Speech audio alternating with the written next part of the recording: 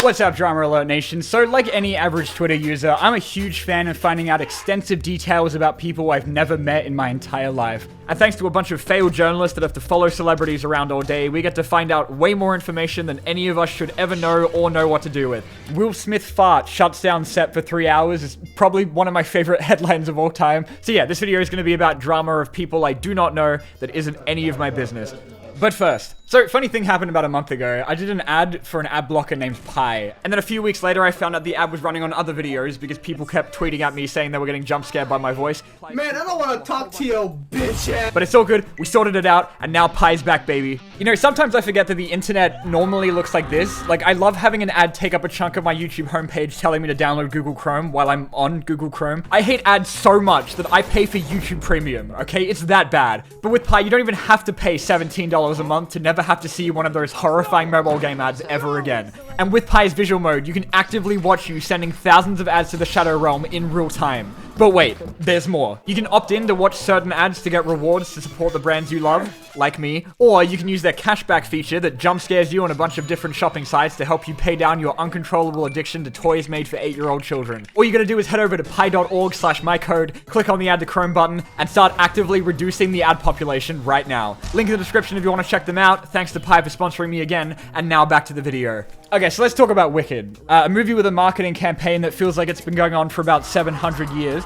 I gotta be honest, okay? I don't give a shit about this movie. Like, apparently it's super good, and like, I don't know, maybe I gave up and saw it in like the 18 years it's gonna take to make this video, but the trailers genuinely make it look like they gave Ariana Grande so much money that they forgot to pay anyone to light the movie. But the campaign for this movie has been like my intrusive thoughts because they will not leave me alone, and eventually I'm going to start listening to them. It's just been everywhere. They had Wicked mac and cheese. They took over an entire town for no reason. It was on the fucking Arc de Triomphe. I think I first started hearing about this movie when everyone on Twitter was dogpiling anyone that was taking photos during it like it's a concert. Even The Rock showed up and like he said that because they paid for it, they should be able to do whatever they want. And you know what, Dwayne? No one asked you, okay? And you know, personally, I think if you take out your phone in a movie theater, you should kill yourself. Then there was this whole shit where they put out like this absolutely dog-ass recreation of the original musical poster where it had just none of the source of the original, which is weird because like Wicked has some pretty like friggin' good posters. Like the teaser one is a banger. So like, I don't know what the hell happened here. Like, was this an accident or? But then along came some absolute legend who did a better job with 5 minutes in Photoshop than $1 million movie studio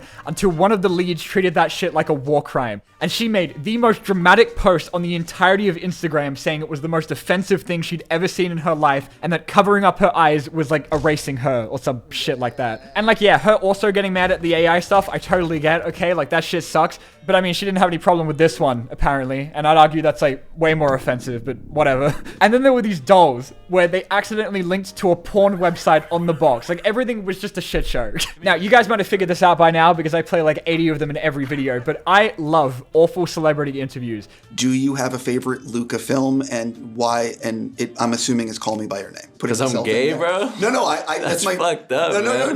A lot of these get talked about because they make these guys look like insane assholes, but most of the time I can't even blame them when they have to do like 800 of these for every movie. Say, what is your favorite part of your body? Where they get asked the same 5 questions and go on talk shows where they get their hair deep-throated. Your feet don't smell, do they? I mean, you dance a lot. Who the fuck starts a conversation like that? I just sat down. Then you get some where you just know that like the PR team behind the scenes are definitely like getting their resignation letters ready. Like this year with Blake Lively making It Ends With Us sound like a cute girls' night out for the movie about domestic violence. And then she started promoting her drink brand where one of the drinks was named after the abuser in the movie. We love that. How quickly do you... Don't touch me. But then you have the interviews for Wicked, which are none of these things. Because in every single one of these, freaking Cosmo and Wanda over here are treating them like it's activating some sort of Winter Soldier programming that makes them immediately burst into tears and cling onto each other for dear life. This week, people are taking the lyrics of Defying Gravity and really holding space with that. I didn't know that that was happening. I've seen it, yeah. That's really powerful. Mm-hmm. Theater kids, man. And you know, aside from the fact that not a single fucking word that any of them just said makes any sense, and that they're both reacting like they wrote this 15-year-old musical, all I want to know is what the fuck is Ariana doing with her finger? This whole Wicked shit show flashed me right back to 2022 with another movie where people gave way more of a shit about the drama behind it than the actual thing. I don't know how anyone was keeping up with the Don't Worry Darling drama back when it was like happening, because I was up at like 2 a.m. watching like 30-minute long gossip videos trying to piece together who hated or who was banging each other, and like I still don't know what the the fuck was going on. So here's what I thought happened from my very tiny brain's understanding of it. Originally, Shia LaBeouf was meant to play one of the lead roles as a controlling, misogynistic abuser, which is a perfect role for him because he wouldn't even have to act. But no one could get the story straight as to why he got kicked off the movie. Like, the director Olivia Wilde said that he was fired because everyone around him feared for their life, which again, yeah, I can see that. But then Shia clapped back with like receipts because he had a video of Olivia asking him really, really nicely not to quit the movie. Then Olivia hired Harry Styles to replace him, and then the two of them immediately started banging. Olivia and Harry, not Shia and Harry. And then she was served divorce papers by her ex-husband on stage while promoting the movie at CinemaCon because this poor woman wasn't allowed to have any privacy. Then there was some shit from people on set saying that the lead, Florence Pugh, had to start directing the movie because Olivia was spending all of her time plowing Harry Styles. And then when things couldn't get any worse, wait, enhance. Did Harry Styles just projectile vomit onto Chris Pine? And to be fair, like, it wasn't even that hard to believe because like every time Harry spoke, Chris Pine looked like he was contemplating whether or not what he was about to do was worth the 18 years in prison. You know, my favorite thing about the movie is like it feels like a movie. The Fast and Furious movies are another one where everyone's apparently a huge baby behind the scenes, which is kind of to be expected from a series with the biggest gathering of egotistical bald men ever put into one room. You know, we're talking about people who have like contractually made it so that they legally can't get beaten up too much on screen, just in case anyone would think poorly of the star of the Tooth Fairy. I think most famously was the beef between The Rock and Vin Diesel, which is maybe one of the greatest enemies to lovers stories ever put to film. God, you're so beautiful. How am I supposed to sit over here when I'm just looking at such beauty? Apparently, the whole thing started because Vin just kept forgetting to show up to work every day. And when Dwayne made a post bitching about it on Instagram, Vin clapped back by posting a barely comprehensible ASMR video where he promised he'd reveal his side of the story. I will tell you everything. Everything. He forgot, but I'm sure it would have been a banger. Dwayne then still showed up in like a couple of the sequels anyway, but dipped by like Fast 9 and said that he was never going to come back because he was moving on to bigger and better things like bankrupting DC Studios. So that's when Vin realized that the only thing strong enough to win him back was family. My little brother Dwayne, the time has come. The world awaits the finale of Fast 10. And you know, whether it was the power of love and friendship or just the fat stack of cash they probably offloaded at his house, Dwayne did end up showing up in the post-credit scene of Fast X and made a tweet about it where he used about as many emojis as my 87-year-old grandpa. Just tapping in with you guys, you can see I got laid. Then we've got the Star Wars sequels, where you can tell that everyone who worked on it had a really good time and definitely weren't trying to get out a cry for help while the Disney snipers were on their lunch break. If you guys had the opportunity to continue your character stories on a Disney Plus series, would you take it? Nope. Daisy Ridley and Oscar Isaac kept it like mostly to just looking like they wanted to kill themselves in interviews. Congrats on The Last Jedi. Thank you happy you. with it?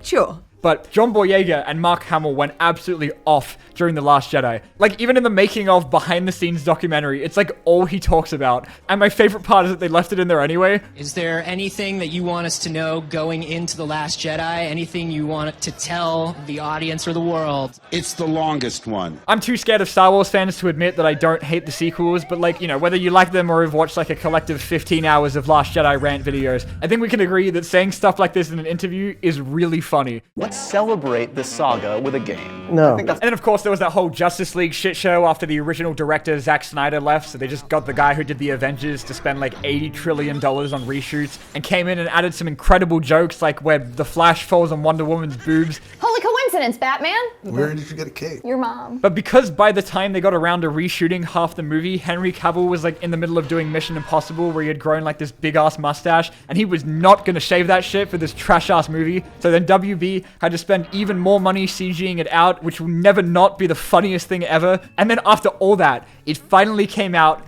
and everyone hated it.